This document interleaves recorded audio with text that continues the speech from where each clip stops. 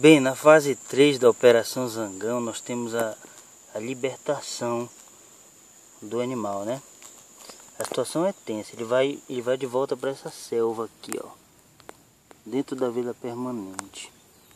A minha ajudante, ela já está bem distante, próximo do veículo. Observem, tentando preservar a imagem da moça. A situação é tensa, né? Eu acho que eu vou dar um chute nesse copo. Então eu vou pegar um galho para soltar esse bicho de longe. Ele não parece muito contente, né? Então, vamos lá.